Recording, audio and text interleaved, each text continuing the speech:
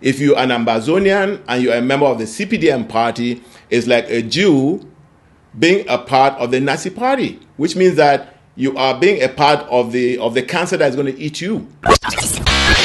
I know that Lele Afrique, the governor of the colonial governor of the Northwest, had gone to his Mboda people very early on and told them in their country meetings and their Njangis that they have to fund the resistance.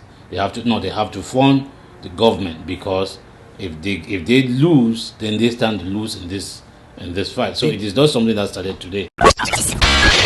La Republique is ready for a mediator.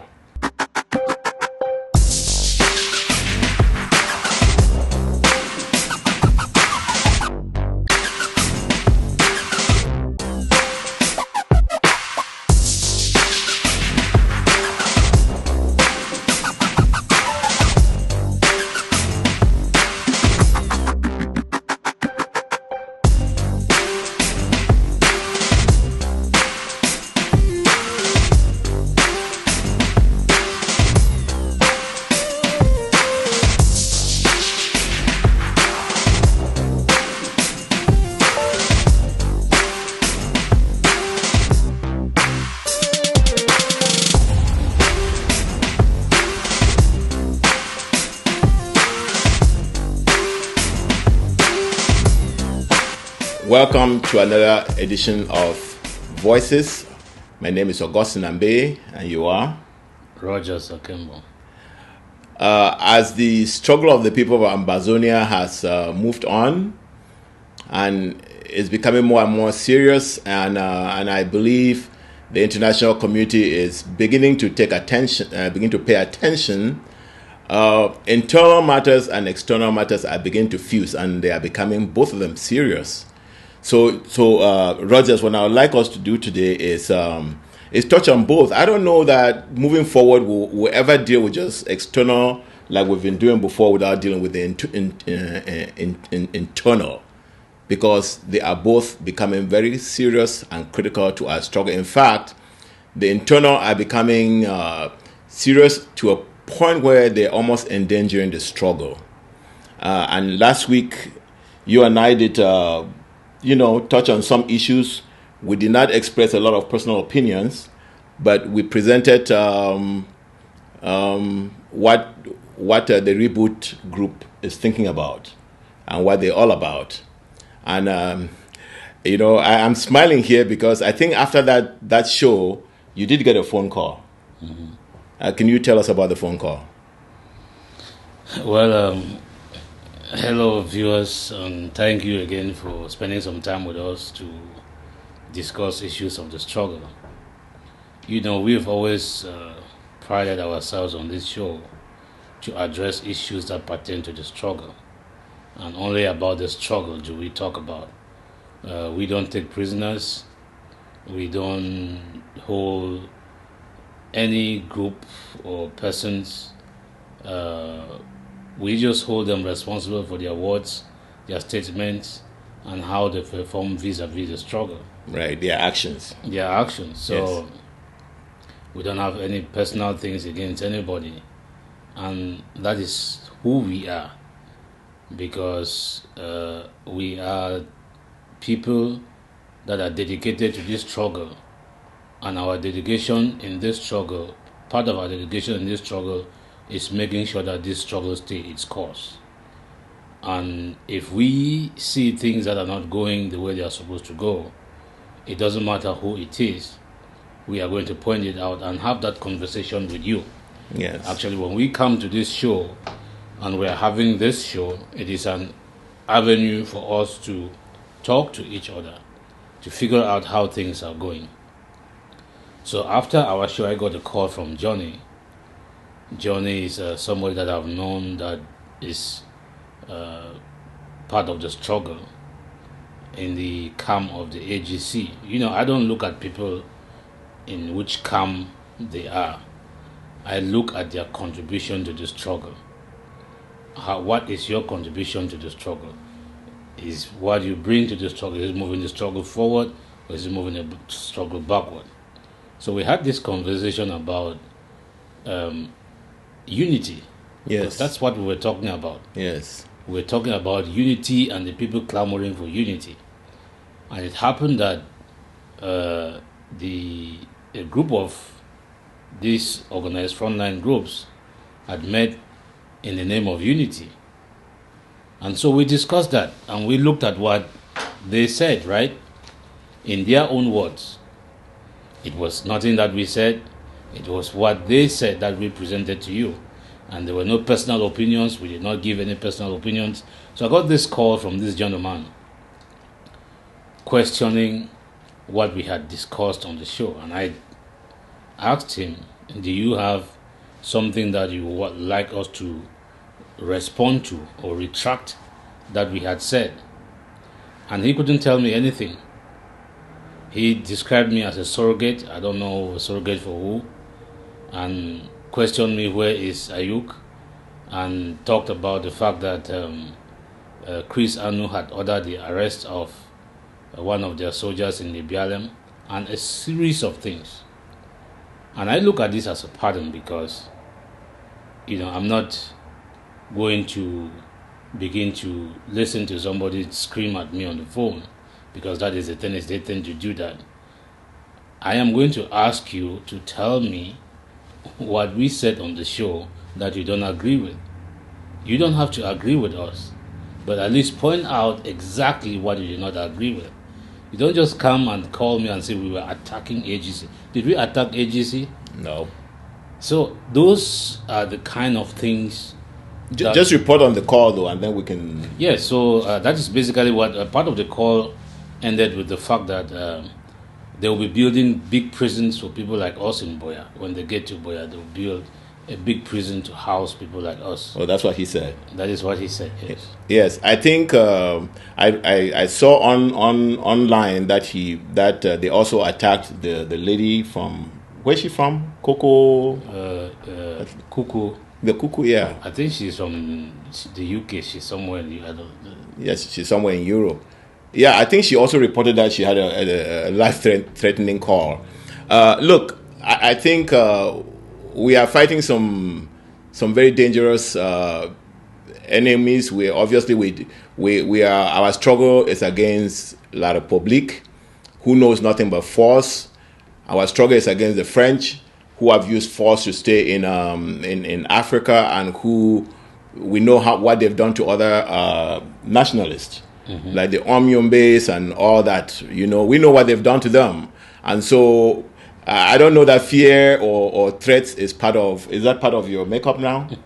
No, well, when I joined this struggle, I know exactly what I was joining and what my participation would mean. So I am not going to be threatened or intimidated by somebody to change what my views are on certain acts or certain statements or certain pronouncements by a group of people. Yeah, but I think the thing is that they were not really. I don't know. Did you give any views? I mean, we basically looked at what was going on, listened to what people said, and responded to them. Because if we were going to give our personal views, I tell you that show would have been a different show, and I think you can agree with me on that. Yes, I will agree with you. Yeah, so we were not giving views. But one of the things that we would do, and we need to just finish with this because it's purely a distraction. One of the things that we do, like Roger already said, is that we are trying to treat everybody fair, because one of the things that Ambazonians cannot do is lie to ourselves. We cannot lie to ourselves. We cannot lie to ourselves about La République. We cannot lie to ourselves about France. We cannot lie to ourselves about Nigeria. We cannot lie to ourselves about the UN. We cannot lie to ourselves about how the world and media is treating us. We just have to face the facts, bring the facts home, and let our people deal with them. I think there was a time when we worried about all these people, and that's why it took 57 years before we reacted. So right now, I think the Ambazonian people, especially the people on the ground, they have decided that, you know what, let the chips fall where they may, and we are going to, now, I call it Amba time. We are going to say what the Amba people have been feeling, what has been happening to them, what they think, and what they want for their future. Yeah, and part of what we do here, and I think we have received a lot of feedback from home is to give some context in what is happening with the struggle. So if people met in Maryland, people want to understand why did these people meet, and we have to come and explain to the people exactly how that situation transpired. Why did those people meet? What was the outcome of that meeting? And how does that meeting move the struggle forward? Exactly. Those are the things, those are the services that we provide to the people on the ground on this show and the rest of the world that watch us. So when you go out there, when you put yourself as a public figure and you make public statements, we are going to hold you accountable for your statements and for your actions, whether you like it or you don't like it. That is what we are going to do for the sake of this struggle. Absolutely. And we do it as a feedback, and you can take it and then examine yourself whether you are, because basically what you're doing, you're giving something out to the world, and the world is watching it and they're reacting to you.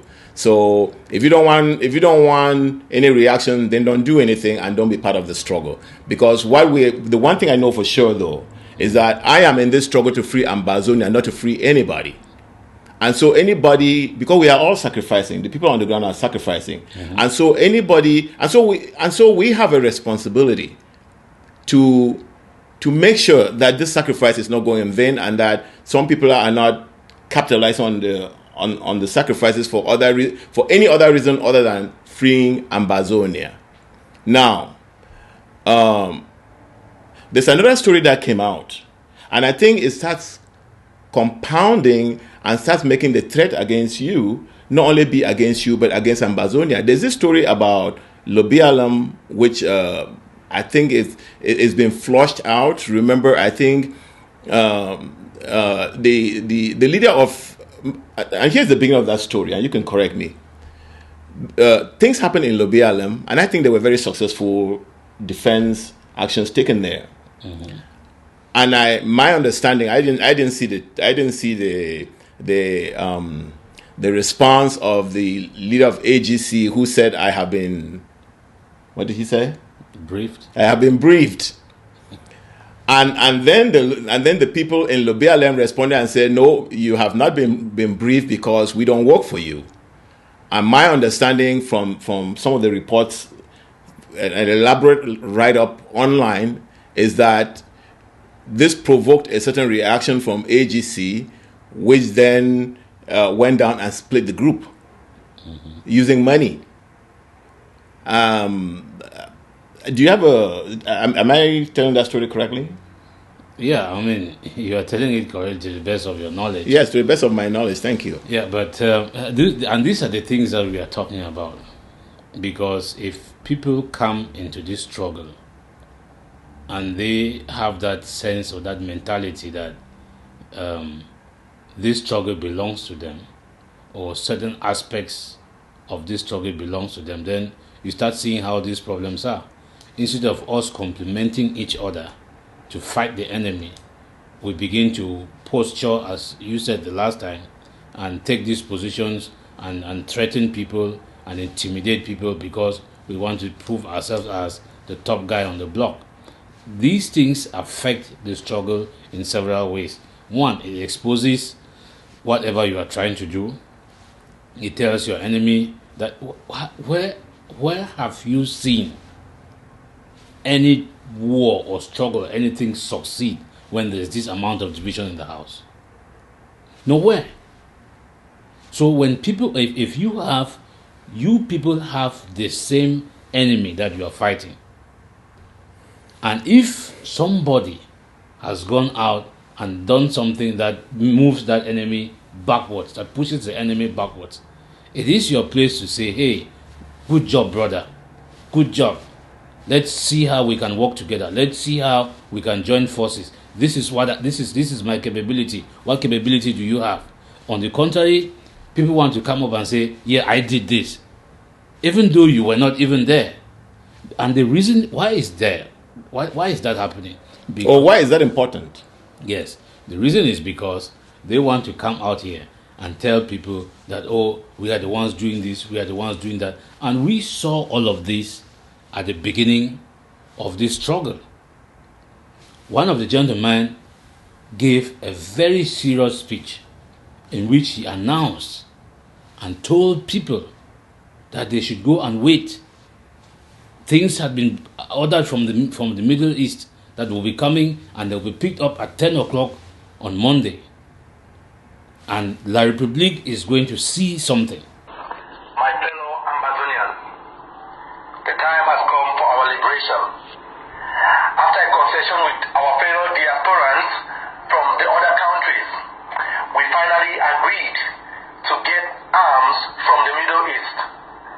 And as I'm talking to you in plain now, the arms are in transit. And by Monday, we will be communicated on how to get to these weapons. The weapons are highly sophisticated. Mr. Pierre, your time is over. Your time is up. Too much suffering. Enough is enough. We are coming for you. I advise all of Southern Cameroonians who are present in Yaoundé to quickly transport themselves, pack your luggages, leave and go to Anglophone zones because it shall be hot. This Monday, please, and for the remaining people, don't go out of your houses. It shall be war. We are coming down with full force, counter-attack, and we shall battle. Money for money, power for power, and witchcraft for witchcraft. This time it is war. Come Monday, 10 a.m. to be precise, something will happen. And the people in La République heard these things and they prepared for it. Ça doit toucher tous les Camerounais où ils sont afin que chacun puisse prendre ses dispositions au cas où. Parce qu'on ne sait jamais. Que Dieu protège notre pays. Que Dieu vous protège. Que Dieu protège le Cameroun. Merci beaucoup. Was this true? We all know that was not true.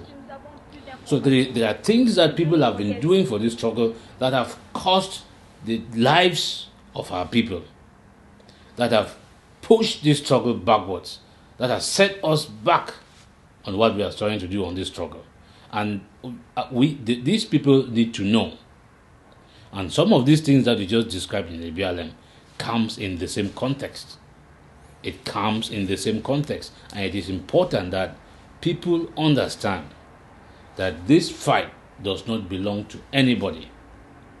And if you go somewhere and you meet people who are walking and you want to join them and work together, that is commendable. Don't go meet people who have been working and then you want to come and say you're the top guy on the block. Let me say this though. There's no opportunity to even do what you're saying, because this is the thing that I kept saying. We in the diaspora have tried for very many years to start this thing in the territory. It never happened, because we are so far away from the place. Some of these people who are standing up now and playing King Kong about our struggle have been in the diaspora for decades. They don't know anybody on the ground. So what they do, and I think, now let me say this. When the story in the BLM was reported, some people are trying to dispute that story. But I can tell you that people who know some of these groups know that that's the formula they use. People form themselves on the ground. There's a cohesive group and they're working, and then people who claim that they are military or that they are generals who have never been to military school, generals who don't know anything about military really.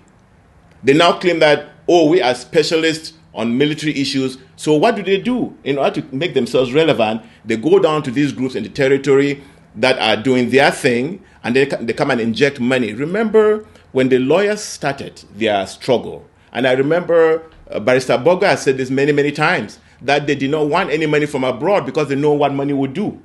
Remember? Mm-hmm. And so the diaspora is not helping our people when they think that they can stay in the diaspora, drive in their air-conditioned cars, live in their air-conditioned homes, posture, beg money from one group, and then use that money to destroy the struggle on the ground. The struggle going on now on the ground is owned by the people in the territory. If the diaspora cannot help, even with their money, they should keep it out, because was the BLM group being sponsored by anybody in the diaspora that we know in America or Europe? Do we know? Well, we don't know, but the fact of the matter is that the guys were doing a fantastic job. And all I'm saying is that if you are going to go in there to join them, or you have other people that you can send to go and support what they're doing, that is fine and good. That is welcome. But you don't go there. You have not even been there. And you claim that what they have done has been done by your guys. Those guys don't work for you. Yes. Those guys don't know you. Yes. And there is nothing wrong with going into a place like that, meeting the guys, and getting the guys under your wings, right? If you have a better platform, if you have something that you can offer, you can come in and say, hey. But let me just stop there. You see the thing about getting people under your wing? That has not proven to work. Allow the people on the ground to do their work. In fact, most of them, like I said, Bob God said it very clear. They do not need money, because when the money comes, it corrupts. It corrupts. And that is exactly what happened in this situation. But that is not what I'm talking about. What I'm talking about is everything is not about money. You can have some skills, you can have some knowledge, you can have some capabilities that those guys don't have. The way we see things, we don't see things the same. So you can bring that and add. Everybody has something special. Let me say this, okay? Mm-hmm. When you're saying that, you're saying that some people have something to add. The only thing that I see coming from the diaspora to help these people is some of the kind of support that we give the SDF. Mm-hmm. You know what I'm saying? Mm-hmm. The people on the ground know their ground, they know who their enemy is, they know how they can fight this thing. And I just hate the idea that people sit abroad, especially certain groups that don't want to work as a team because they claim that the liberation of Southern Cameroon is theirs. Absolutely not. The liberation of Southern Cameroon is for all of Ambazonians. It's not for a particular group or a particular person. And if anybody wants to destroy it, when I listened to the reboot tape, right, mm-hmm. I came out with two groups now that want the IG dead.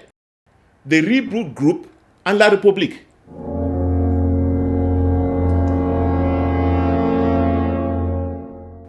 What do you think?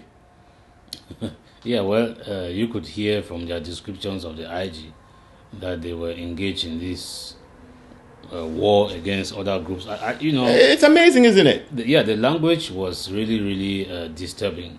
But this is what I'm going to say. And because they're focused wrongly, you can see how they take things that La République has done and they say it's done by the IG. Mm-hmm. You know what I'm saying? Exactly. But I want you touched on something about the IG, which some of their members say, "Oh, who made the IG the government?" Let me say this. In a struggle, the people who lead are the people who fought with the people on the ground. Even when those people leave the territory outside, those people on the ground have a relationship with them. So if you want to know the connection of the IG and the people on the ground, which is the only reason why when the IG says ghost towns happen, and anybody else says, I think some people from the reboot did ask the ground to do certain things and it did not happen. So the connection of the IG with the struggle on the ground comes from some of the leaders who escaped to Nigeria. Tasang is one of them, and there are quite a few of them. That a new institutional framework to look into the problems raised by Anglophone teacher trade unions will be put in place by Wednesday, 30th November 2016.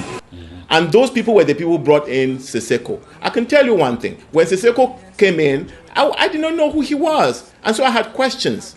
But I got explained. And after I listened to people who explained who Siseko was, and then I thought about Tasang and their own sacrifices and the fact that they are the people who know him and bring him in, it was perfect for me to accept him. The only other thing that I wanted to do was allow Siseko to perform. And Siseko Ayok Tabe performed so well that he was threatening to La République. And he was not only threatening, they did not only get him because he was in Nigeria. If Siseko Ayok was anywhere else, they'll be looking for him because that's how effective he was. So when people are asking, who makes them the government? No, they are part of the struggle on the ground. Now, who made Robert Mugabe the leader of the struggle that freed Rhodesia? Exactly. Was he voted by some ghost Zimbabwean people, by some voodoo? I mean, some of the arguments that the reboot people are advancing are ridiculous. And I think we should start calling them out. And you know, and they can threaten all they want. The enemy is there. He's eating your lunch. Go and threaten them. It's very easy to come and threaten somebody who is hosting a show. You know what I'm saying? Because talk is cheap. But if you think you want to use some of us, the use of Ambazonia, to achieve your old long-planned goal that you were not able to achieve for 36 or how many years, you lie, old men and old women. You lie. But I think that the people of Ambazonia should be aware of this enemy growing amongst the people, and I can tell you that it has already destroyed. I don't know how the group in Lobialem, the defensive group in Lobialem, could ever come back to be who they were, because so much of their facts have been put out because they were trying to respond to AGC and their actions.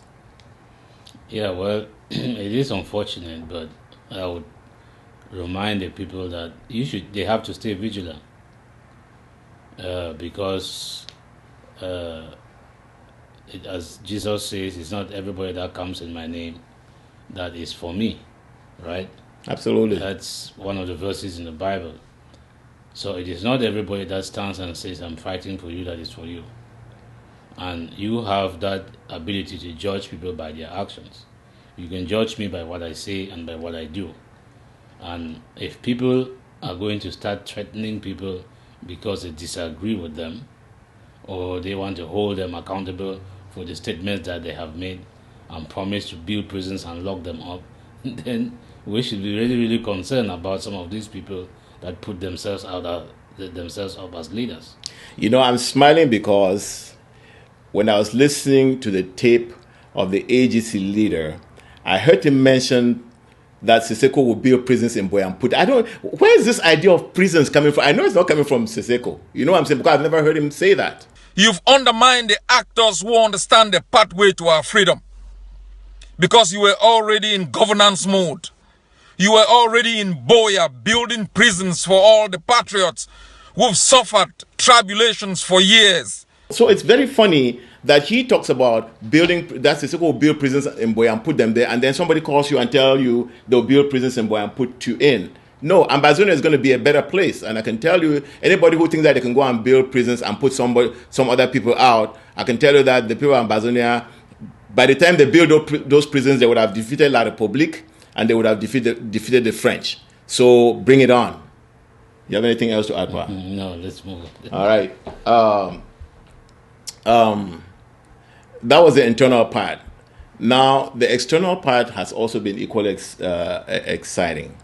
And I know I did address that with another audience, but I did not address it with you. So I'm going to go right back to where the French ambassador actually went to Ambazonia, pushing the plan where they want to join their so-called Northwest province with part of their territory, the Eastern province, to make one state, and then the so-called Southwest province to their littoral province to make another, in order to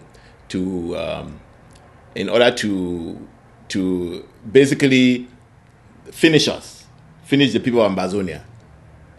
After 2 years, and after the people of Ambazonia preaching and telling the world and telling La République, making options to La République and escalating forward, all of that, they totally ignored what they've been asking for. They've been asking to have their federation. That's what they asked first. And when they did not give that and kill them, they asked for separation. They were asking for dialogue. When they didn't give them, they're asking now for, what do you call it now? Points of separation, you know. No, a settlement. Yeah. They're asking for a settlement now.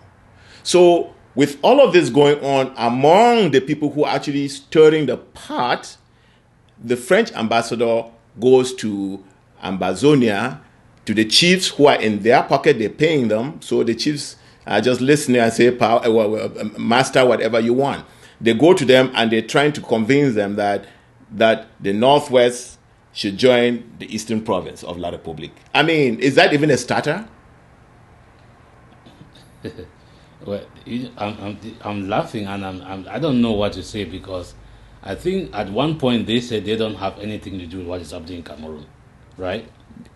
You mean the French? Yeah. Yes, they said that. Okay, so if you don't have anything to do with what is happening in Cameroon, how come it is you, a Frenchman, who is proposing a solution to an internal problem? It's such a huge internal problem. Yes, you are just an ambassador, and you will leave your embassy and go to the... No, it's not the ambassador who went, it's his agent. Well, he was representing the ambassador, right? Yes. So yes. Was he speaking for the ambassador? Yes. Oh, absolutely. An ambassador was speaking for France. Yes, so you can't say it was not the ambassador. He was speaking for the ambassador. Because did they say that person did not represent them? Did they come out and No, there's no argument about that. So that's what I'm saying. So these are people who told you that they don't have anything to do with whatever is happening in Cameroon.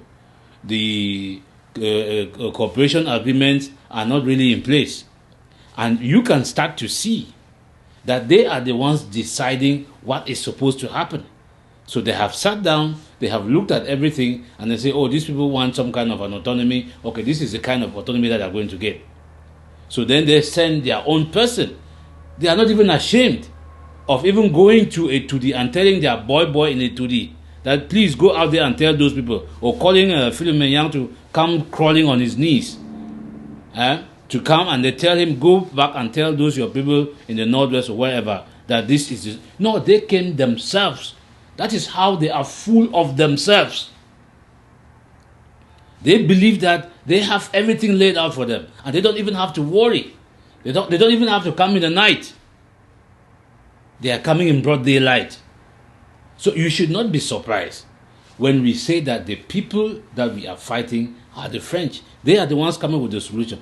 Where have you seen in the world where there is an internal problem, and America, for example, instead of calling the parties to say, okay, what is it that you really want, and asking this other person, what is it that you really want, somebody will come out with his own solution or her own solution and say, this is how it's supposed to be. So it is interesting. Now we just caught their hand in the soup. In the cookie jar. Yes, we caught their hand in the cookie jar. Yeah. Because they are all along have been saying that they don't have anything to do with this. No, they do. Let me say this, okay?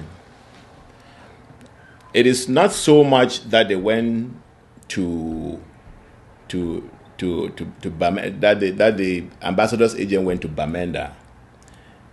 It is more that they are the ones who drew the maps, they cooked up everything, and because and the only reason I'm saying is that because the American ambassador too was in Bamenda yesterday.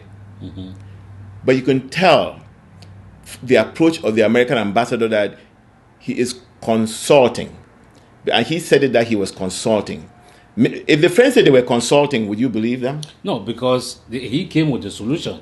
Yes. He was trying to sell a solution. Yes, he was trying to sell a solution. So, I mean, there is no other way to look at it. And that's what John Ba Akuru addressed. We don't know what document he had. But my whole thing is that I think this is really doubling down on the people of Ambazonia when ruling themselves as Northwest and Southwest, they don't have a break. Now you want to take them and actually, I was going to say you want to take them and actually give the Bamileke people, but then I also wanted to expand on the Bamileke people. You know, there was a write-up that just came out. I read that a few days ago.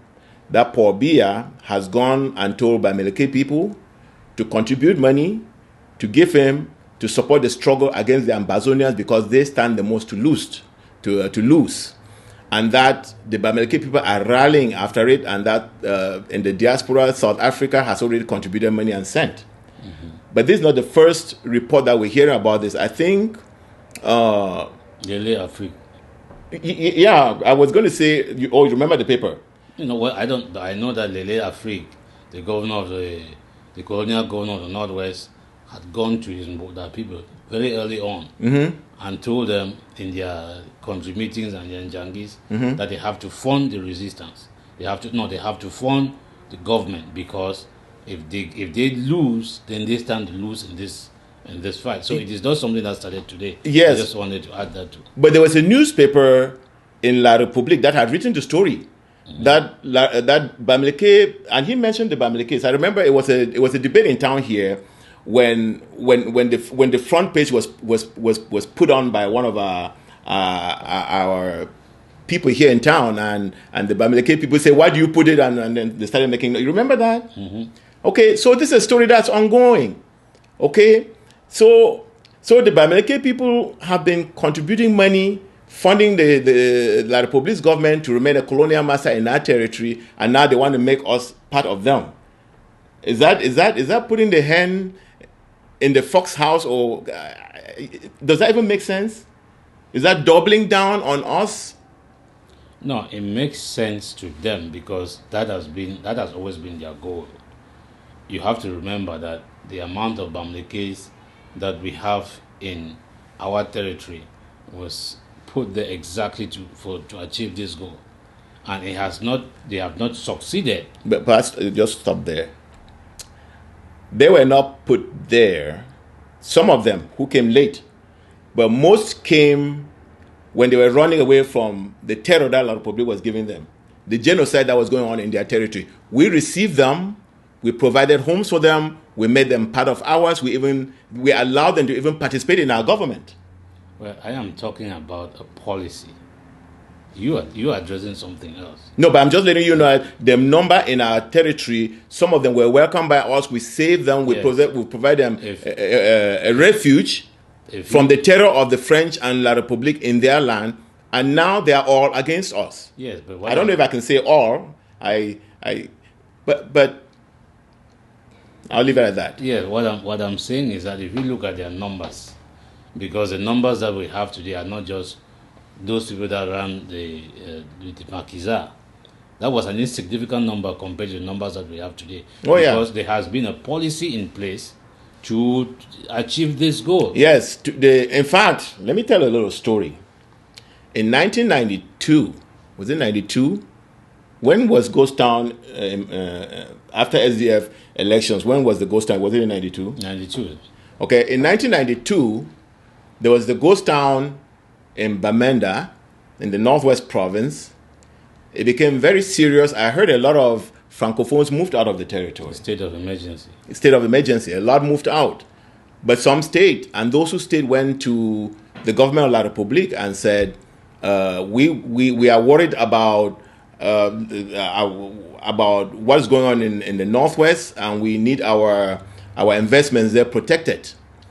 And that if you don't and they told the government that if the government of La Republique did not protect their investments, they were going to move out, because if they move out, La Republique will have no presence in our territory in Ambazonia, and therefore they cannot claim it. Yeah. So the government asked them, what is it that you want me to do in order to protect your investment? They said, give us the government of the Northwest Province. And what the government of La Republique did, they gave them a governor who was a Bamileke man. They took the deal from Bambui, brought him to Bamenda, then employed the lands and survey people to be all Bamilekes, and that's how Mendankwe land was taken and made part of a Bamileke tribe in there, and it was led by Bailey Chinda, who is the chief. You know the story. So you are actually now expanding on the policy that I was talking about, because that is a policy that was put in place. Yes. So, but that policy has not succeeded this far. And so the French now are openly coming up and saying that, well, and remember, I was not very happy the way John Ba Akuro presented this problem, because it was like he wanted to scare the people. But I believe that this is what has been happening from time immemorial. If you remember, everything in the Northwest, we are basically governed from Bafoussam. The treasury is in Bafoussam. The biggest brasserie depot is everything is in Bafoussam. So we are governed from Bafoussam. So they just wanted to make it official. They just wanted to make it official. That has been there is no treasury in Bamenda. The treasury in that region is in Bafoussam. The military thing is in Bafoussam. It is just not that they brought the military thing to the northwest because of what is going on now. Everything was from Bafoussam. So it is not like it is something that is just starting now. This is a policy that has been in place. So John Ba Akuro and the other people should not come and begin to cry as if it is something that is happening now. Maybe they did not see it. But this is a policy that has been in place. And that is why our people are fighting. Because our people know that this thing is never going to happen. They are never going to be part of these people. We are going to be our own people. So, and I say that to point out that I have said so many times on some of our shows here that nobody has the right to come and decide how you want to live. The United Nations asked you in a plebiscite whether you wanted to join La Republique or join Nigeria. You made that decision. And you alone is going to make the decision of what your fate is going to be. It is not going to be some Frenchman or some American or some British or whatever anywhere. But let me say something, okay? And I've been getting clarifications about this. My understanding is that, when the lawyers say, show us the act of union, it's important because my understanding that a plebiscite is just getting an opinion. So once you've given that opinion, it's saying, okay, our leaders, given the two situations, this is what we'll prefer. It's just an opinion. And then for that to actually happen, there need to be a meeting where there is an agreement that, okay, this is what we want. It's I've been reading about a law on accepting gay marriage in Austria. Okay, so the government refused to make a law, pass a law, Australia. Because it's either Austria or Australia. I'll clarify later. The government, in order to write a law, in order to go to the legislature and say, okay, you, these few people, make this law that we accept same-sex marriage. The government said, okay, we'll go for a plebiscite so we know what the population think before we can come and make that kind of a law. So what happened in the southern Cameroons was that in the plebiscite, they asked the people of southern Cameroon, between Nigeria and La République du Cameroun, who would you rather be with, since they have denied us our independence? And our people said, if it comes to that, we would rather be with the people of La République. It was then there needed to be an agreement between the people of Ambazonia and the people of La République before anything can happen. Otherwise, right now it is still floating that was just an opinion. It did not make it legal. It did not authorize La République to come in and take our land. Okay, so this thing that I'm clarifying this, and I want some legal person to come and clarify it better, if they can clarify it better, because one of the things that, remember when Issa Chiroma went to France 24 in order to announce that Seseko is with them, he said, oh, they voted in the UN, they voted to join us. La vérité historique consiste simplement à dire que ce sont les Nations Unies qui ont organisé un référendum à l'occasion duquel les deux parties de notre territoire qui se trouvaient sous l'administration britannique ont eu l'opportunité de se prononcer, à savoir s'ils acceptaient de se rattacher au Cameroun ou au Nigeria. La partie extrême de notre nation a choisi de se rattacher au Nigeria, pendant que la partie sud a choisi donc de se rattacher au Cameroun. Les sécessionnistes ont, par désinformation, intoxication, ils ont travesti la réalité. Et ce que je viens de vous dire se trouve archivé dans les archives des Nations Unies, là où ça se trouve, madame. No, we expressed an opinion that if our choices was limited between Nigeria and La République, we prefer to join La République.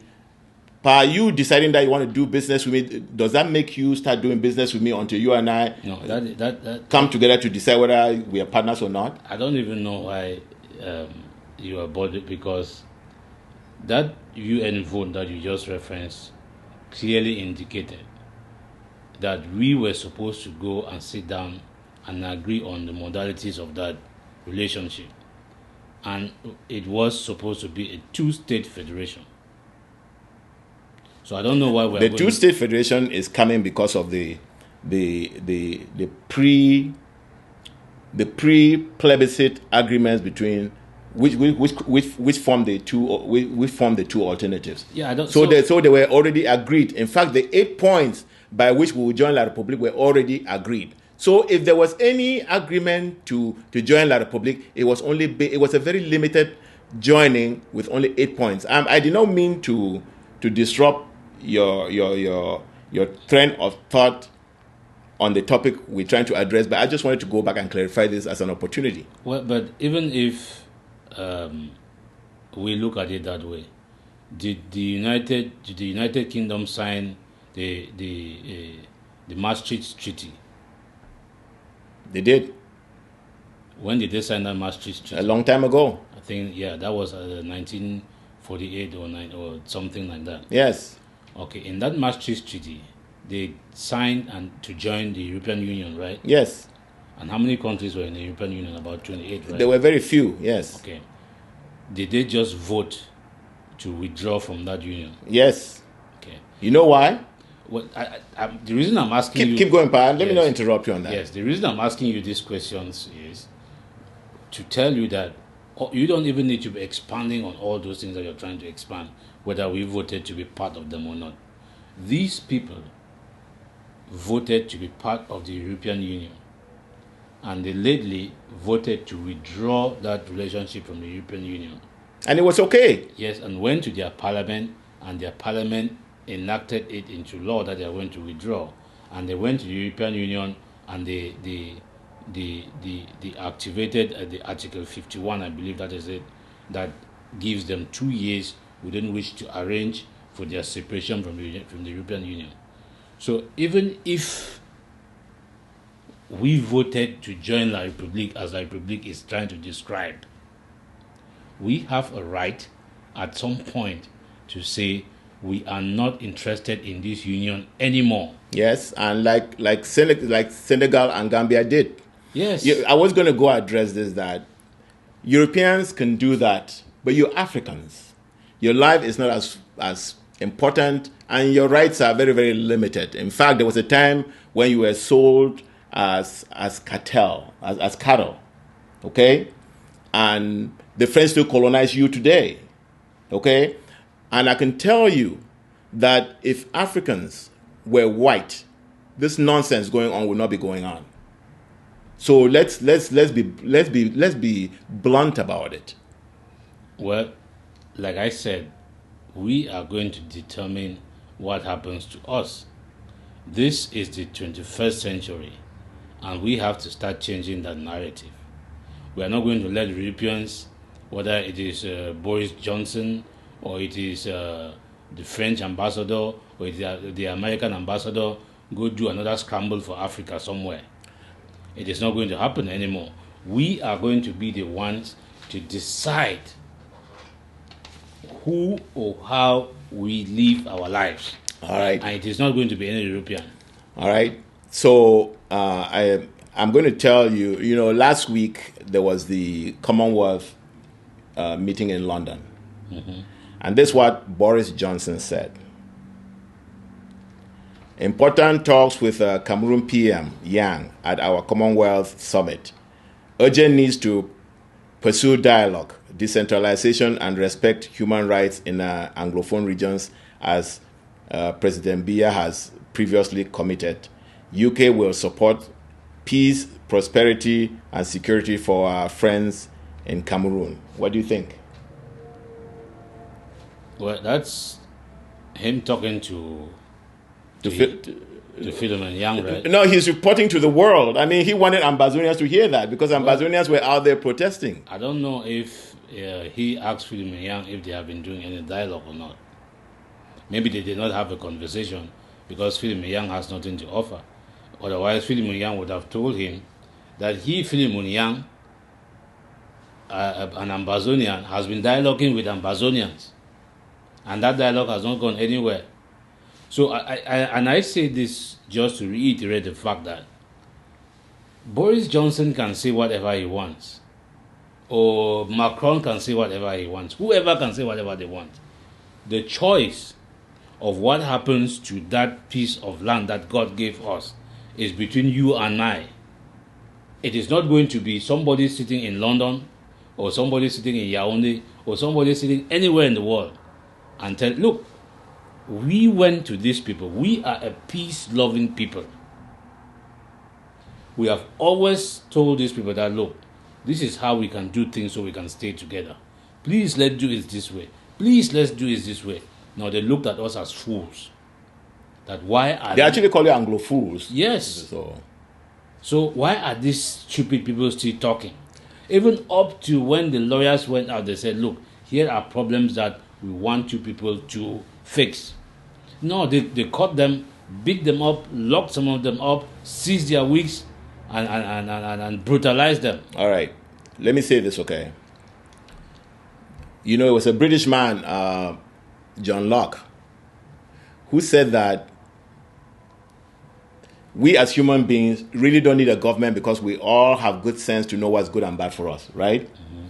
But that we as citizens of any country need a government because people can gang up on you and seize your property or kill you. And so we need to give away some of our rights in order to form a government that protects us. And they do that through laws and, you know. Mm-hmm. I just want to counter what you just said, or not counter it, but bring it to some reality. It is true that as a people, we just have to accept our fate and fight as hard as we can if nobody's going to help us. But I'm trying to let the world, the British, the Americans, I have a different message for the Americans, though. I'm going to wait on when we're discussing the Americans.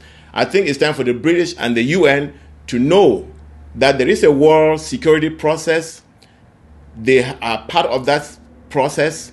They are part of that world government. Part of their duty is to protect small countries from murderers. Because what the people of Ambazonia, what they've done is they have done the right things. They have the lawyers, like you just mentioned. The lawyers placed a petition. It was not responded. Then they tried to make a civil statement. They were beaten up. Their wigs were seized, locked them up.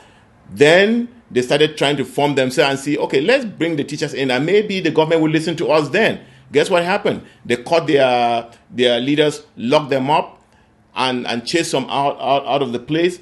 Then the people started saying, okay, you know what? We were never part of you anyways. The reason why we speak English and you speak French is because we were never part of you.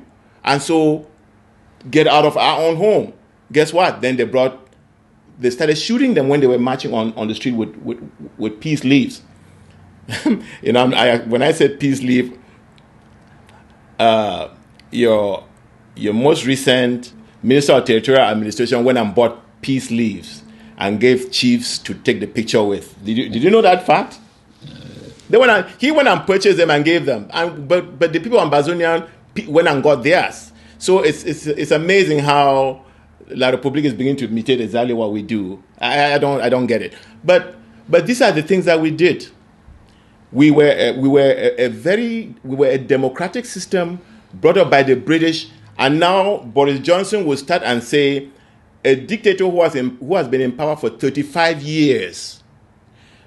I haven't seen any government that has put out a good human rights record on La République du Cameroun.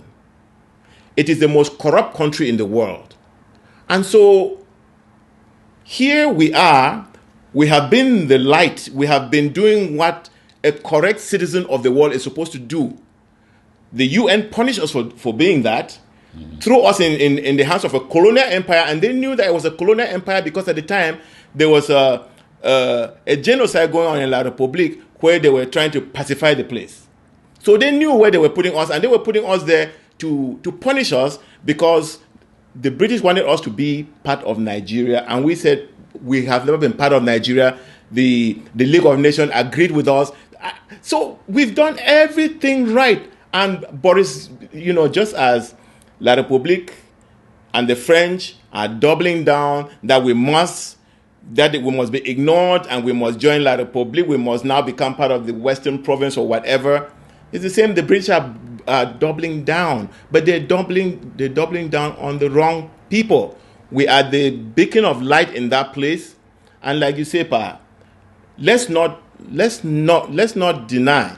Let's not allow them to get away with the responsibility that the people of Ambazonia lived for centuries on their own. Before the Europeans came 100 or 120 years ago, we have been existing for thousands of years, were we not?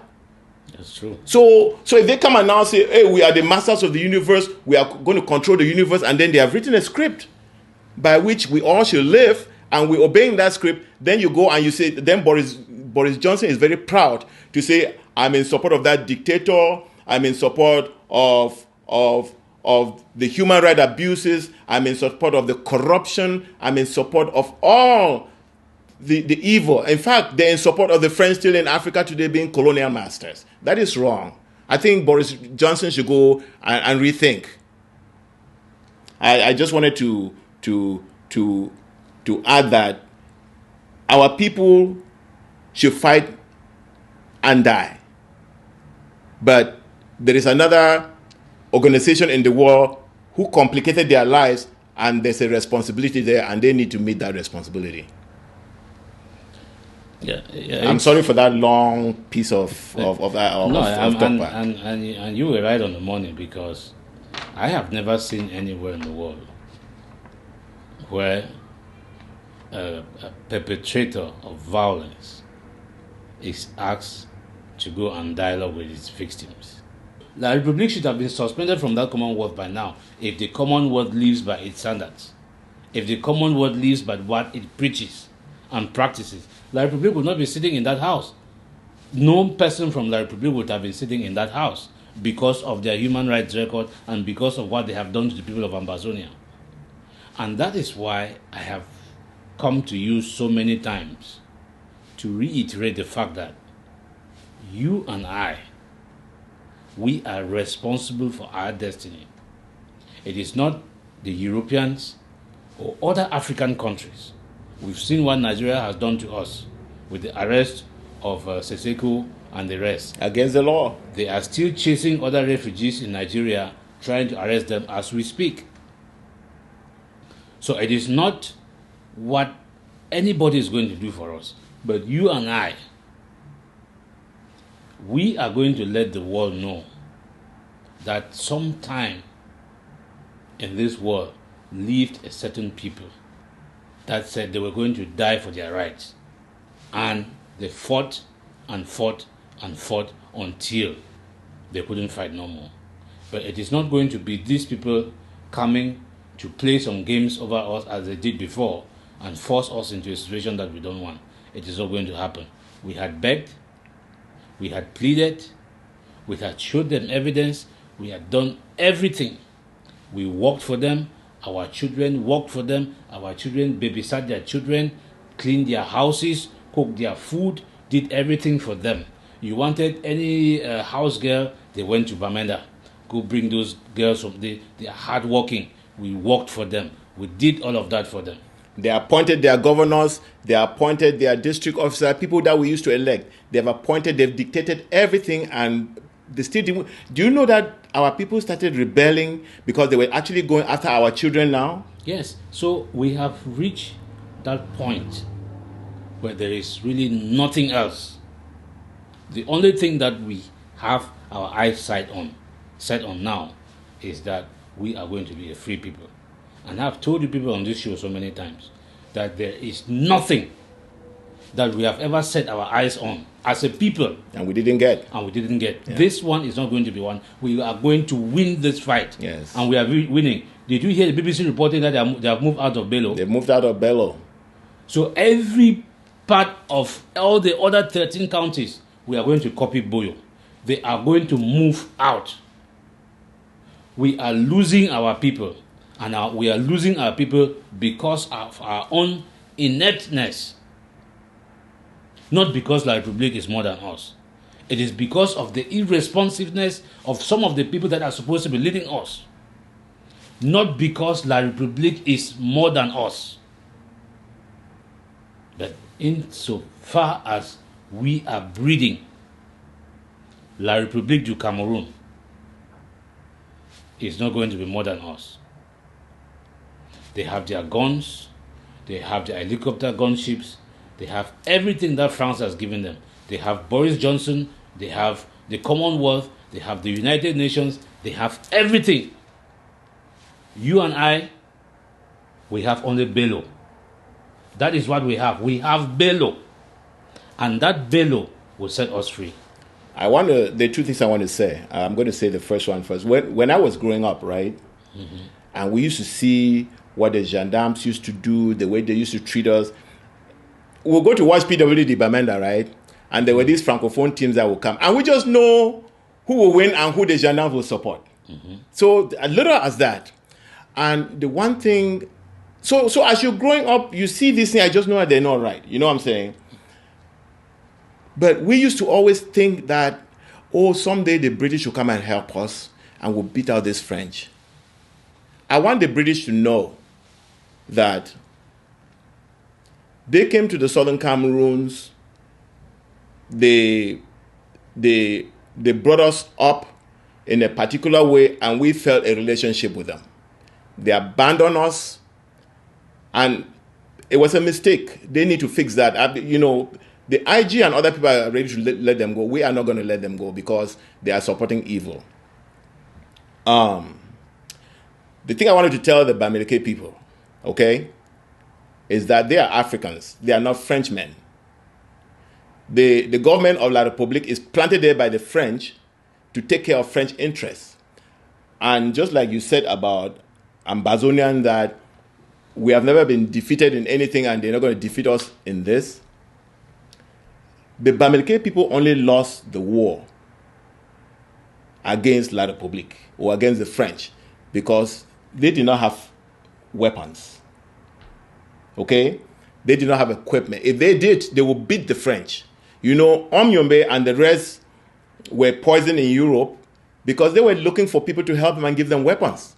And so what the Bamileke people and those who really want to be nationalists of La République need to do is take a look at what the Ambazonians are doing, learn from them and save your own country. If you think that keeping us part of the colony is going to help you, it's not going to help you. Because what is going to happen is that we are going to free with or without you. So make a choice because we've cast our lot. We know where we're going. With the price we've already paid, there's nothing that will ever bring us back. Yeah, absolutely. You can't fall on the ground and you're afraid to fall again. No, we're already down. Now, but I wanted to treat the American ambassador differently. In fact, I want to treat the United States of America differently. And before I read what the American ambassador is saying or what the press is saying the American ambassador is saying, I want to say that when the Europeans ran the world, the whole world crawled. Okay? When Europeans dominated the world, from east to west, Asia, Africa, Latin America, even the Americas, everybody was crawling. And it is because of the Americans that colonialism ended. At that time, the Americans were not an ally to the Europeans. At the time, America was very isolationist. Americans first went and fought the First World War, came them home and said, we don't want to deal with the world. We want to be Americans and just live our lives. Then after 20 or 30 more years, another war came. And they resisted going into that war for as long as they can.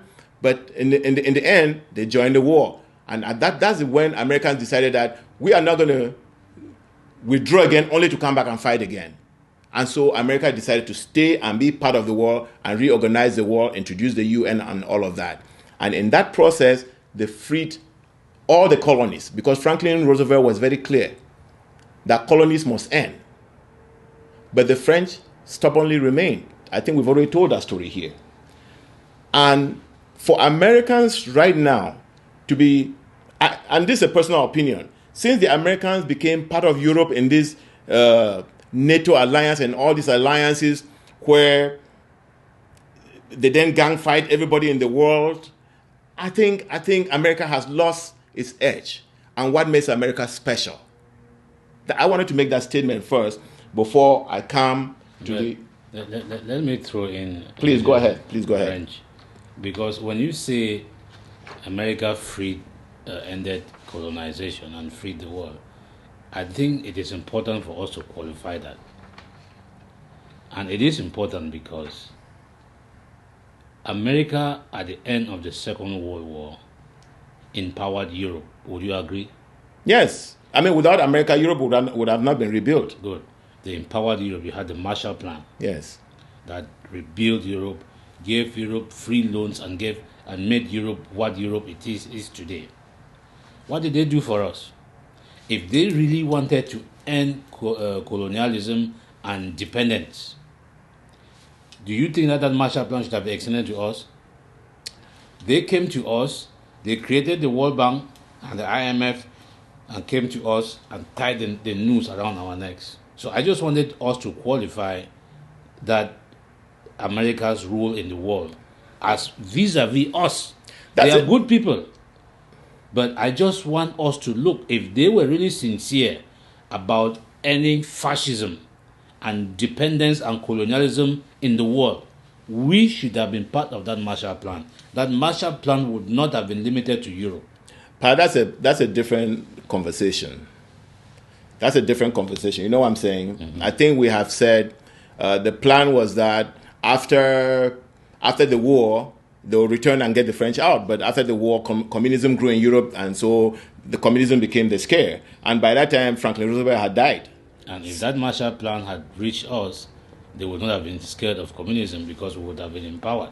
Well, see, Americans can say they're cousins to Europeans. Are they cousins to you? Okay, that's the thing. So we cannot say they were trying to free everybody. No, but I think we should give credit where credit is deserved. Yeah, I was just qualifying it, though. I didn't say that they didn't do much. Okay. I said we just had to qualify the nature of the help that they have given us. Yes, and you know, Pa, let me say this.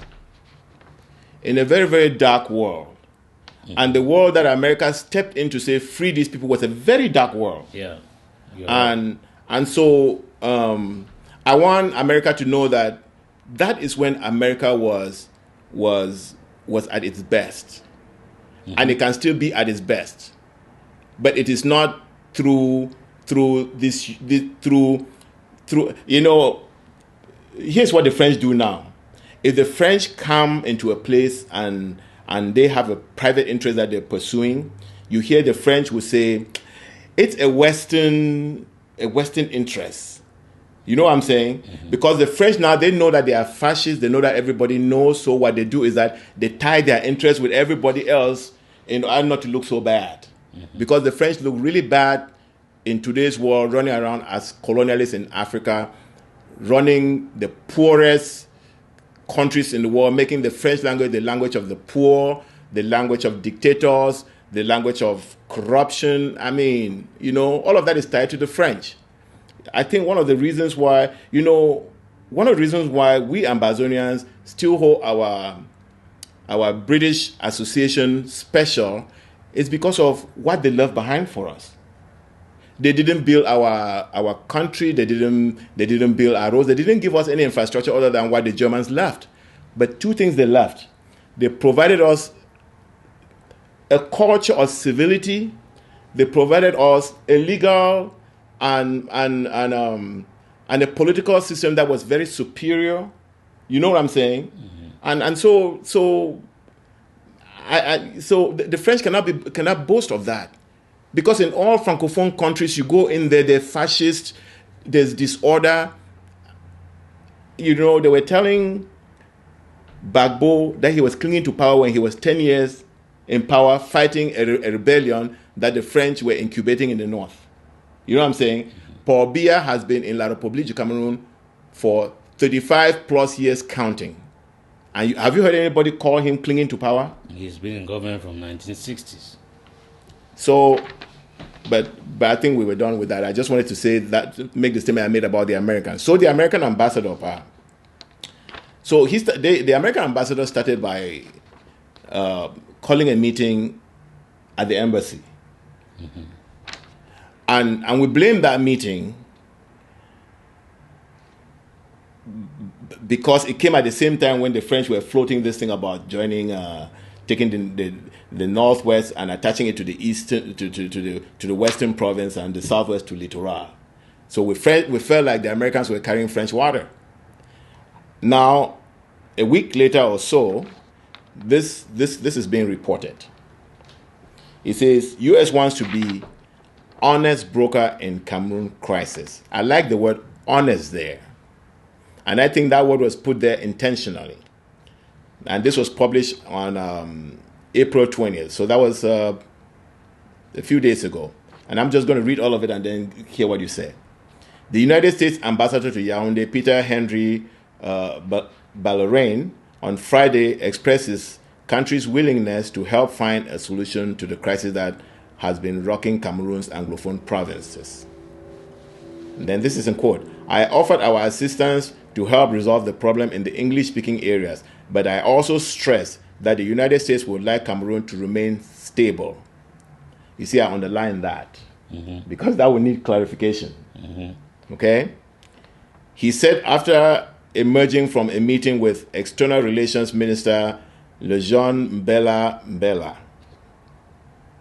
In view of the current state of armed violence between Cameroon's army and separatists, the U.S. diplomat said his country could help provided both sides would approve of its wishes to intervene as a peace mediator. However, given that conditions for talks are not yet in place, Ballorain said such an intervention as an honest broker is not in sight. It's just that we have a lot of experience in this field. If the need arises, we can help, the American diplomat reiterated. What's your reaction to that, Pan? Well, I think I respect Mr. Ballorain, this ambassador, because you can see the difference between him and Michael Stephen, who used to be ambassador there from 2014. You know, that guy, he was there when this revolution started. And he basically did not do us any favor, to say the least. So he did not even represent his country. He did not even present the facts to his country, to Barack Obama, who was then the president. What made you say that? Well, because of his actions. You can go and look at his statements and his behaviors and all those kind of things. Okay. So what I'm saying is that the current ambassador, he is playing the role of an ambassador, an honest broker, as that reporter said. He is not recommending anything because that was the position of the former ambassador. He is not getting into the affairs, the internal affairs between us and the Republic. He is just offering the services of his country to help bring a lasting solution to this problem. Because he knows that it is a problem. His embassy staff and his fellow countrymen who want to visit certain parts of Ambazonia cannot go to those areas for security reasons. And he doesn't want that to happen. He was visiting the fort of Mancon the other day, and he wants his people to be able to go and visit those cultural and historical sites in Ambazonia. So he is offering himself to be a broker. The interesting thing is that you can actually see that there is really no government in the Republic. Because the French guy goes out and says what he wants happen, right? Mm-hmm.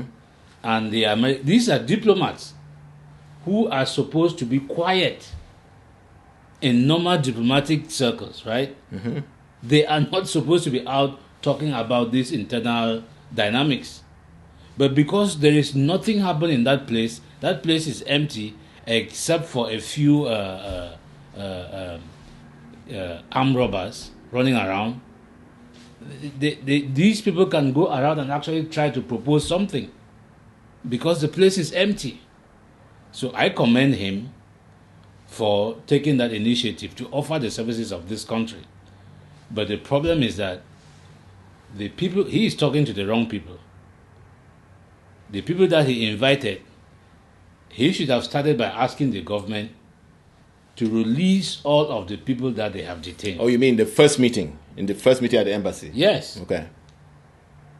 That is what they should have done. Well, since then, though, I think there's, I haven't read the report, but my understanding is that there's a report now that came out condemning what is happening there. Have you read the report? No, it's not. It's a normal country report that all U.S. embassies issue around April for every country, and the Republic. Well, they haven't done one on the Republic for a couple of years, but there was one this year. So the statement is not even as strong as when Donald Trump first came out. Yes. So these are just reports that tells what is happening in a routine manner. In a routine manner, yes. Okay. And highlight some of the issues that each country is facing and how the United States is handling that. So it wasn't any report per se. It's a State Department country report. Okay. Well, here's what I want to say about this. Okay. I think there are a few things that we can make that I want to address. You know, it sounds to me that La République has already accepted this. It's possible, otherwise they will not be talking freely about it. No, he came out of the meeting with the Minister of External Relations before he made this statement, meaning that La République is ready for a mediator. Okay. Now the question is, the people of Ambazonia also need to respond to this. And the people who need to respond is not, you say he met with the fund of Mancon? Well, he visited Mancon. We don't know. Yes, he met with the fund of Mancon. Okay, the fund of Mancon is a paid, you know, I wanted to use the word agent of La République, but it's so hard to use that on our funds. You know what I'm saying? But the fund of Mancon is a CPDM member. I've said about CPDM members that if you are an Ambazonian and you're a member of the CPDM party, it's like a Jew joining the Nazi party in Germany when during the reign of Adolf Hitler. I'll repeat that. If you're an Ambazonian and you're a member of the CPDM party, it's like a Jew being a part of the Nazi party, which means that you are being a part of the cancer that's going to eat you. So when the ambassador goes and talks to the fund of Mancon, he's talking to Paul Biya. Okay?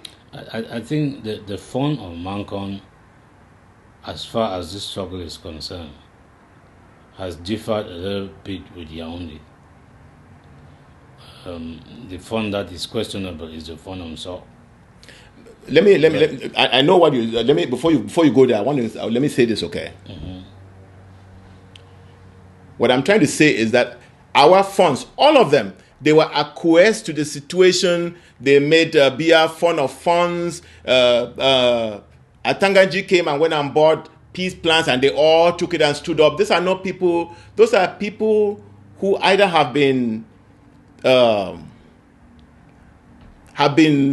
I'm looking for a good word. Those are people who have chickened out, or I don't know what has happened to them, but they do not represent the people of Ambazonia and the aspirations of the people of Ambazonia, because they are either afraid of the colonizer, or the colonizer has bought them for some reason, but they are not the people that anybody who wants to talk about our situation and what the solutions are. Those are not the people to start with. That's what I'm trying to say. Well, let us look at it this way. It is a difficult situation, but at where we are at this material moment, without any administrative structure in place. The policies and the funds are still the administrative setup that our people know, even though they have been, maybe you want to say, compromised. But let me say that I finish that statement, and I'm going to say my response to it, because what I want to say is that yes, go ahead. That I think during October 1, the IG told our people to go to the fund palaces. Okay? They all went to the fund palaces. Do you know any fund who really came out and stood with them and say, I am with you, these people need to respect your rights? And did you hear any fund make a speech that was in that direction? Yeah, there were a couple of funds. Mention some for me, Pa, because I didn't see all of them. I have forgotten that village, but there was this fund that came out with the people and sat with the people. And then there was the fund of... What did he say? Well, he said there was the fund, the other fund of this village where these women came out and said, if our Seseko is foolish, is our Seseko, and told the fund that they are with Seseko. And he said he had heard their words and was going to carry their message to the Jew. So the whole is right there. You see, is that is such a politically right answer to give in order to... I want to contrast that with the fund on Saw. Who took off? He did not even show up. Yes, he took off. Yes. So, I mean, some of these situations are difficult, we understand. And our people are doing the right thing. It is the people who make the funds. Let us understand that. Let me say this, as a barefoot man, Aboum the first, he fought against the Germans from 1901 to for 7 years before the Germans could own Barefoot. In fact, they went and brought a new general and made new guns before they can come and defeat the Barefoot people. Okay? So what has changed that our funds cannot stand up to Biya? Well, the people are standing up. Cannot stand up to the French. The people who are so afraid that they have to put Biya in front of them. Why can't our funds speak clearly? So I do not like the fact that the IG told the people to go to the funds palaces. They went to the funds palaces and the funds were mute. And then La République came and did what they did, and they're quiet. Atanganji came and called them out. They called them out. They all came and stood with their... They could have told Atanganji, no, we're not coming out. Somebody has to speak. Is it these kids who are going to save the funds? You think after these kids have succeeded in freeing Ambazonia, the funds will now start asserting themselves again? These particular funds reigning? Would you allow them to own the people who have freed the country, or the people who have freed the country own them? Tell me. Yes, the people are in for a fight, and we are going to focus on that fight for now. We'll cross that bridge when we get there. So, Pa, I think the point here is that... and I hope the American ambassador is watching. Talking to the funds is not going to help, because those people are going to be worried about what Paul Biya will do, whether they'll cut their money or whatever, because Paul Biya came and took them and put in his pocket, and then they voted Paul Biya a fund of funds. And with the funds, tradition is very important. The second thing is that, and you were right, the ambassador should emphasize that Seseko should be out of jail. I don't know, Pa, we don't know what they've done to Seseko. I want to tell this story so people should hear. A certain friend of mine told me that this is not the first time La République went into Nigeria and brought people out. That La République has been doing that. And that one time in Calabar, they came in there and caught some people. And this particular individual who was telling me this story told me that he was not caught because he has some Nigerian parenting, quote unquote, that made it so that he cannot be taken back.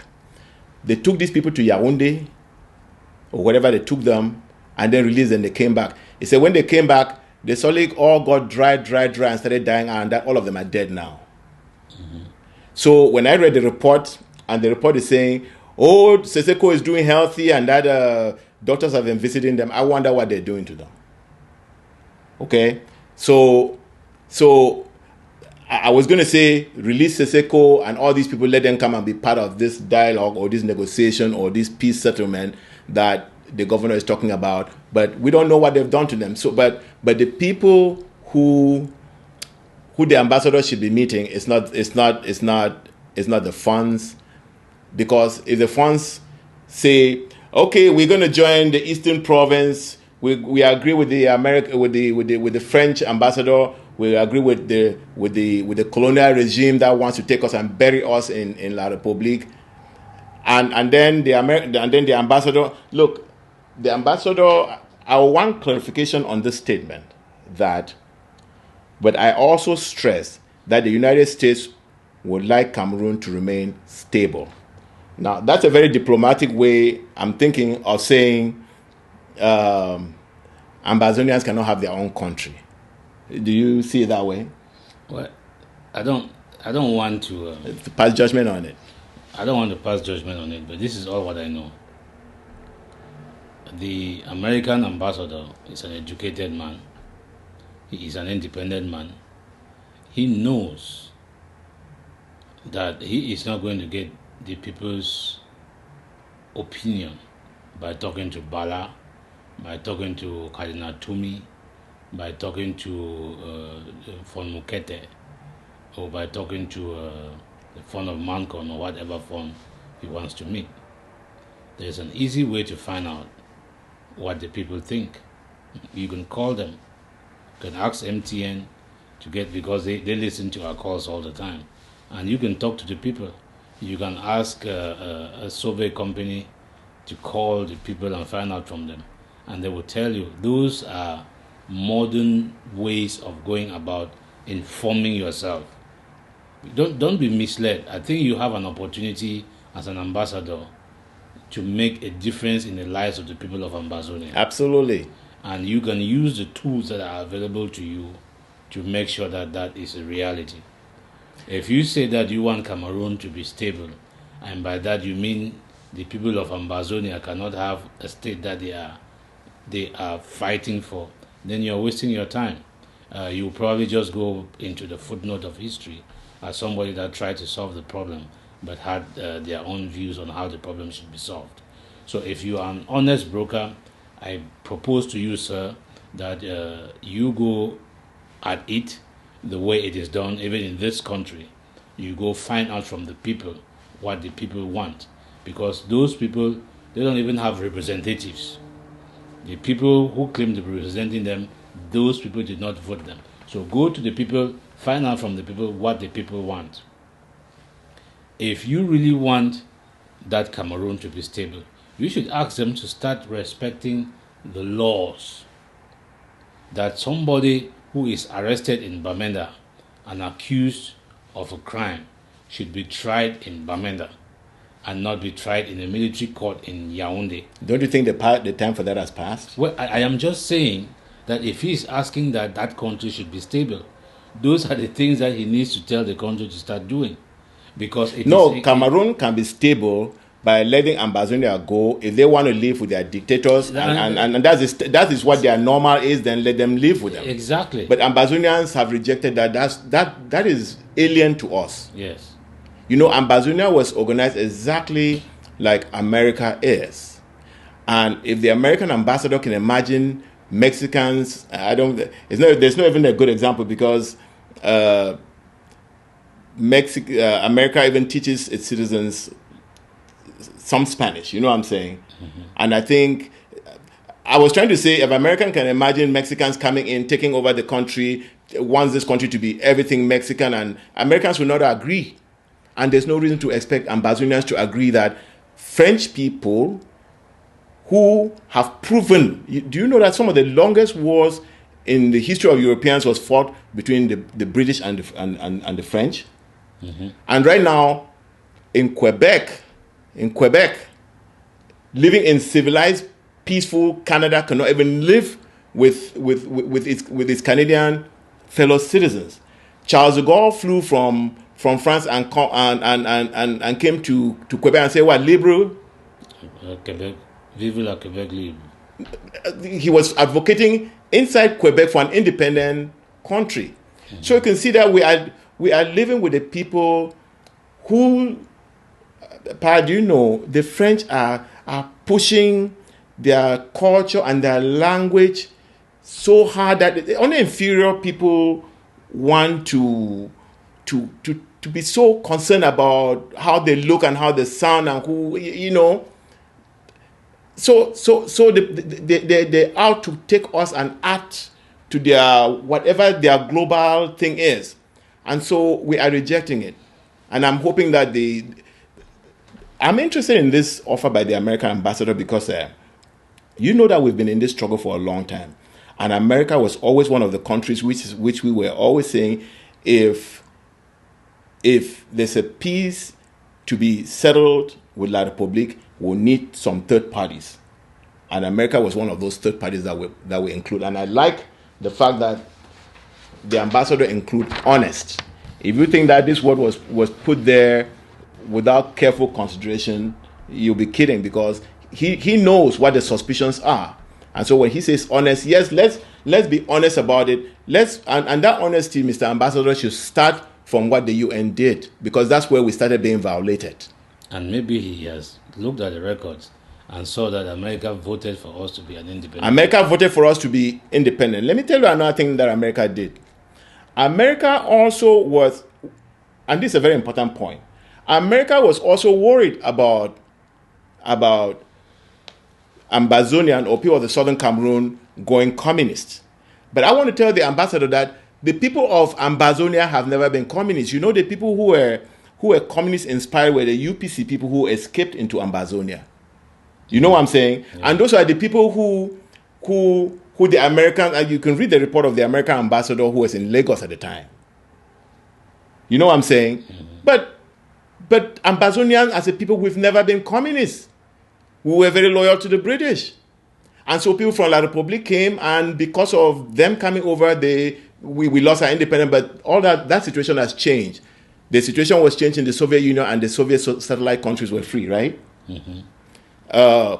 The British, like you just said before, have decided that they don't want to be Europeans. They don't want to be part of Europe, the European Union anymore. So they left. In fact, Scotland, in United Kingdom, is able to vote and say, no, we don't want to be part of England anymore, and it's okay. You know, the people of Ambazonia deserve to get what they are looking for. They are a separate people. They speak a different language. Let me say another part. I'm so sorry that I'm taking this long, but let me say another thing. You know, the French ambassador, when he went to Bamenda, he said, oh, the people of North, that was the report. The people of Northwest should join the people of the Eastern, of the Western province, because they are the same people. No, I can tell you that Africans live as Africans for centuries. They lived as sovereign villages, and their neighbors were like foreign countries. Okay? But when the Europeans came and partitioned Africa, that partition has had a very, very serious impact. It did not only change it changed the orientation and changed everything. There was no country existing as Cameroon and Ambazonia. Those countries today are the reality. The different languages that are the reality. The different languages they're speaking are the reality. The different cultures, either from Westminster or from Paris, the new realities. And those realities are very important, and they play a huge part in our lives, more than anything that we share as Africans. I can tell you that the people of Bafut are the same as the people of Zulu, okay, as far as Africans. But the people of Ambazonia are not the same people with the people of La République or with any other Francophone, because it's an alien culture. So trying to put us together through some African connection is wrong. It's never going to happen. Pago.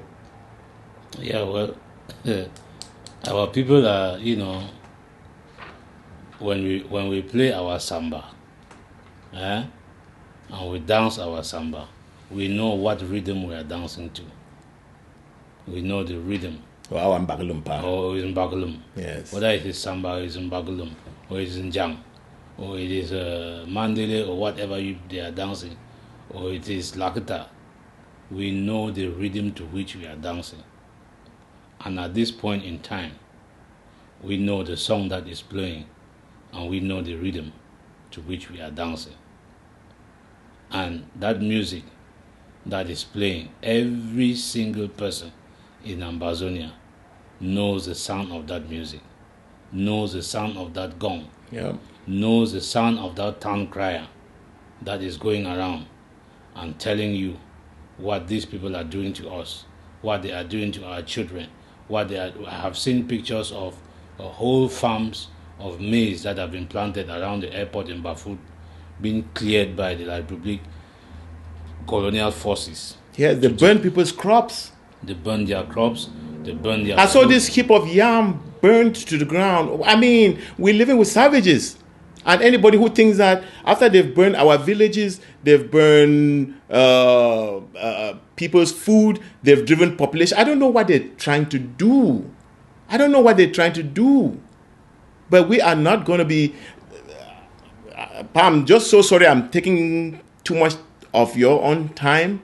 But let me say this. You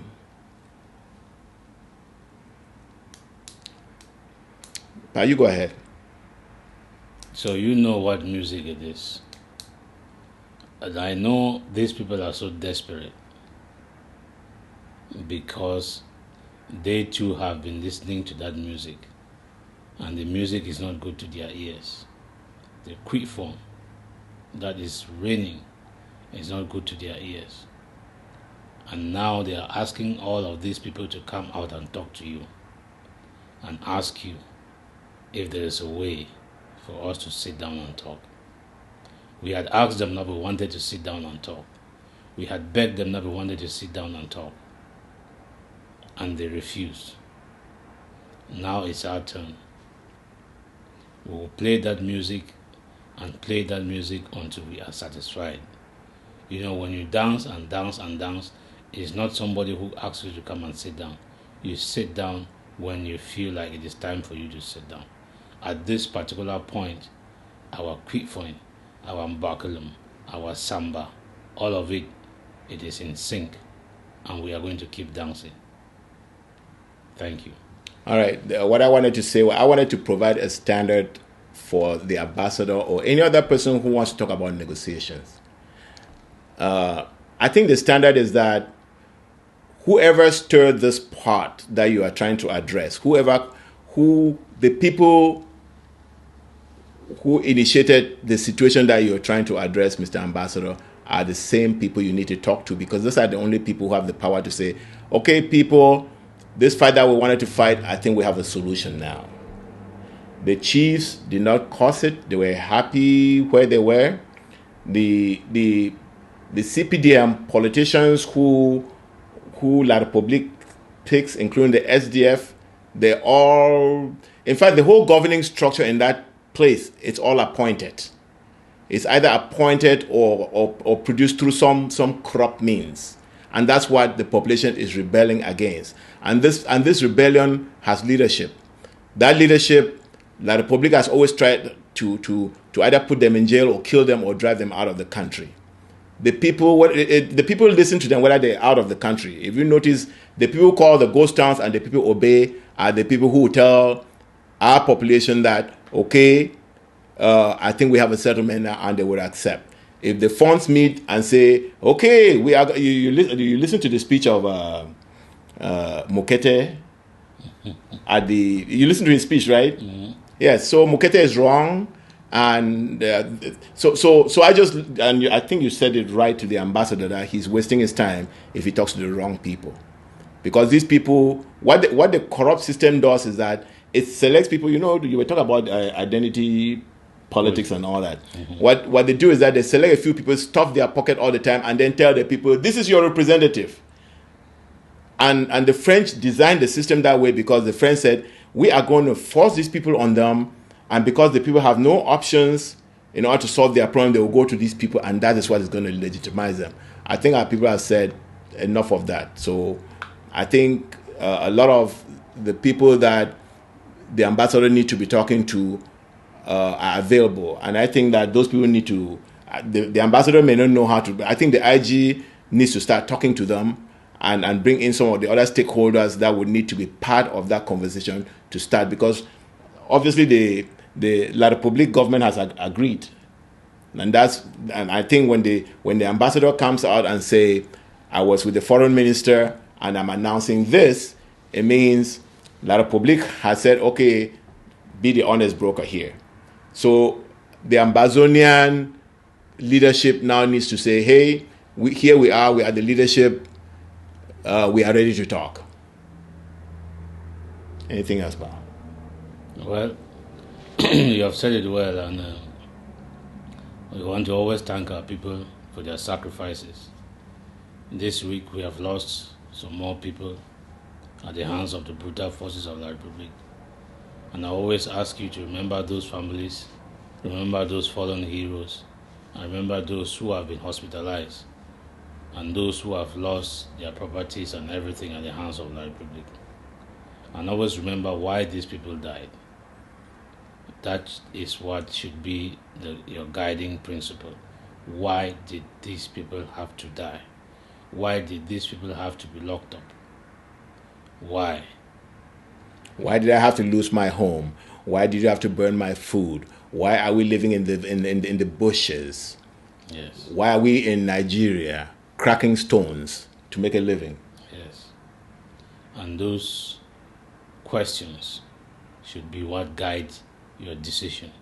It should be what guides your thinking. It should be what guides that motivates you. It should be what keeps you going as you search for those answers. And I hope and pray that the night will soon be over. Thank you. And we will know that the night is over when the answers that come out are those that make us hold back with all these things and make your children never to go through this again.